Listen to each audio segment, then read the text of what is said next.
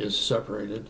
First, it's steeped in the sulfurous acid solution, and then the corn is run through a grind, which separates the hull, the protein fraction, the oil, and the starch.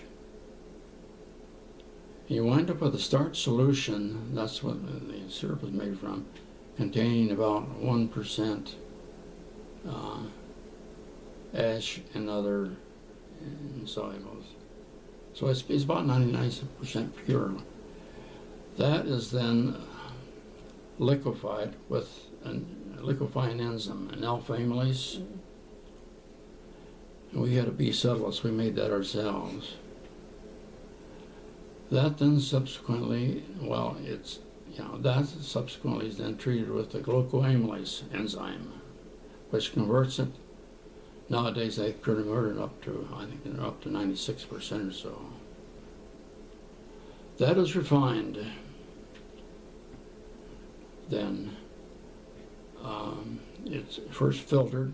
There's a certain amount of nitrogenous protein, nitrogenous products coming out. And this goes through a carbon treatment then, after the filtration. Granular carbon in a large bed, moving bed of carbon. That effluent then is treated with ion exchange resins, a strong acid cation exchanger, and a weak base anion exchanger, which completely removes all the ash and improves the color substantially. That liquor then is isomerized with the glucose isomerase enzyme. And it's at about a pH around, what is it? I forget, it's around six something, I think it is.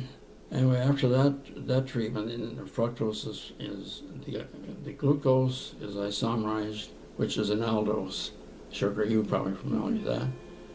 Converted and isomerizes a part of the glucose to fructose, which is a ketose sugar, which is a lot sweeter.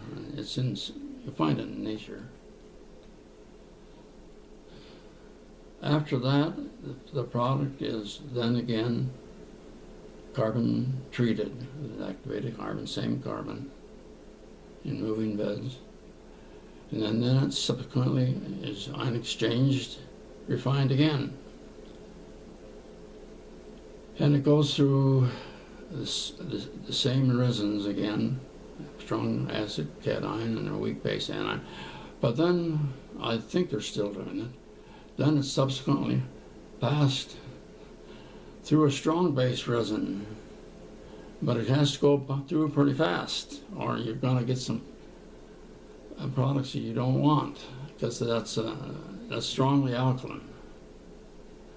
And you can get that was one of the first problems we had. We eliminated that with the mobilized enzyme.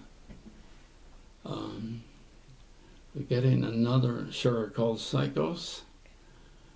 Originally, we had about as much as 1% in there. Well, that's undesirable. We didn't want that. I think we found out, and the literature said that was found out and first discovered in the brain of mentally deranged patients. That's why I think it was called Psychos. But that's another ketose. Anyway, with the refining, with the isomerization we finally wound up with, and all that refining, we have a product which contains about 42%. If you can get it up around 40, 45, I think, they might go that high. But theoretically, you can't go any higher than about 51%. So, and that is the product, that's one of the products that's sold today. Then the enrichment with that fractionation process brings it up to 55, and that's the other main process. And that, as I said, is a sweetener, revolutionized the whole country's source of sweetener. Yeah. So when you see anything that kind of says it's not good for you, it's not any worse than the table sugar. In fact, it's just a matter of consuming correct, not too much. You got to be careful in any kind of food you eat. Mm-hmm. Yeah. Okay. Now let's see. Maybe some. Let's go on to your next questions, and maybe I'll think of something else. So, did your day-to-day work change when there was a strike going on? Well, I was out in the plant. On the entire research department, except for a few people, the secretaries and I think the director and one or two other people that didn't go out. But all the rest of us had to go out and operate the plant systems. And the research people, I think it was mostly the research, were given jobs, or the process jobs, a lot of them. I personally had to operate one of the unexchanged refining systems, the one for the crystalline dextrose. We worked 12-hour shifts, 7 days a week. I think I was out there about a month or a little more before they had started getting replacements in. That was one thing. I don't know what you learned about, but the union made some very stupid mistakes legally. I don't know what it was. I can't remember, and I don't know if I heard. But the company could legally go replace them, hire some new help. And that wouldn't be done in most cases. I think the unions were too strong for that. But this particular committee, they got their own union backed into a corner where practically most of them lost their jobs. It was, it lasted, I forgot how long it was. It was a month or a couple months, and then by that time they were starting to hire a lot of other replacements.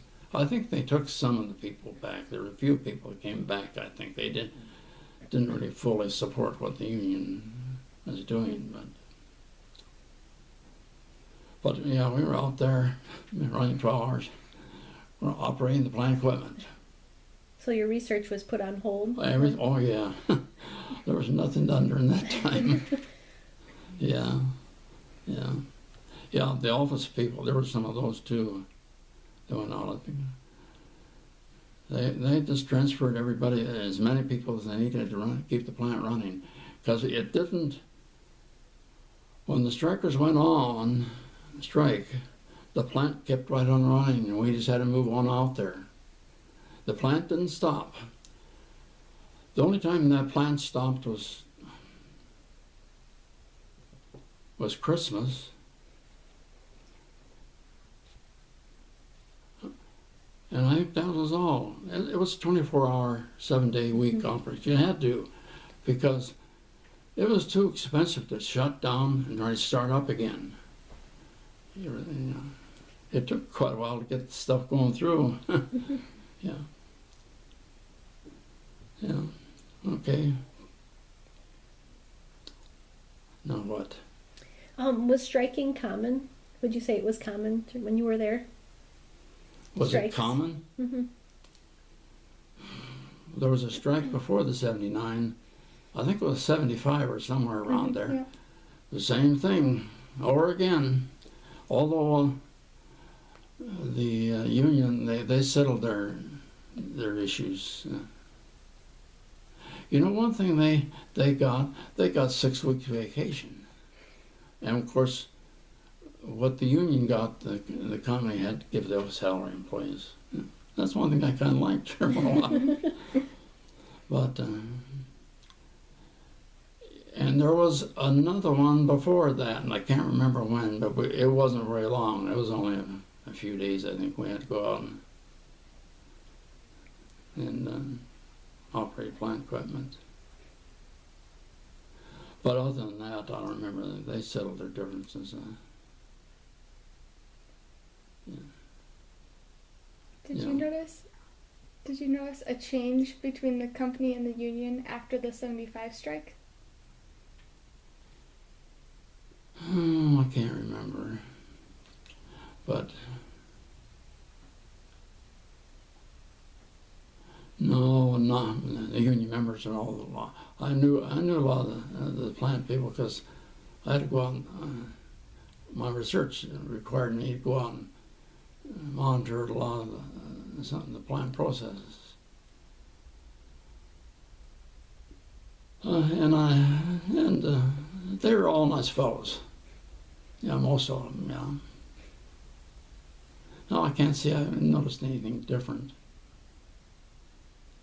But I think the company was just getting kind of tired of their shenanigans, and it was more. I think more so the union committee that I don't know, but it seemed to me was kind of caused a lot of the problems. They were unwilling to back down. Because I think they had pretty good benefits, I think.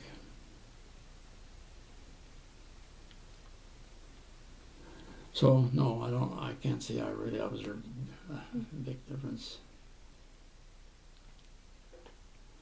So what was it like having to cross the picket line every day to go to work?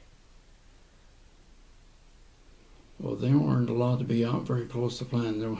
We just drove in like we normally did. Okay. Parked in the parking lot, went out and plant works. Okay. Yeah, I didn't. There was nothing there. No violence of any kind or anything. Yeah. I can't remember where they were. Yeah. They weren't on the plant near the plant that I can remember. No, I don't know. We've heard about that there was kind of a confrontation on Labor Day of that year. Do you have any memory of that? On Labor Day that year? Yep, during the strike. So it would have been Labor Day of '79. I think there were some confrontations, but I don't know where they were. We were too busy working and too tired to do anything else. So, yeah, I really can't remember anything much about that. But there were some minor things, I think, but nothing like you're reading papers about some of the big reunions. How do you think? Oh, I'm sorry. Go ahead. Go ahead. No, I'm sorry. How do you think the strike affected the community during that time? Oh,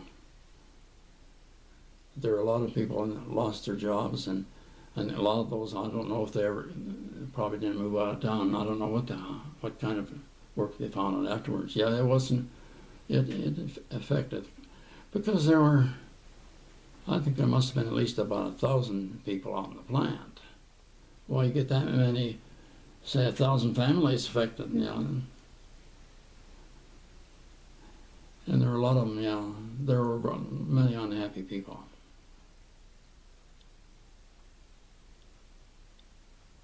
So it was not a good experience for, I think, most everybody. Yeah.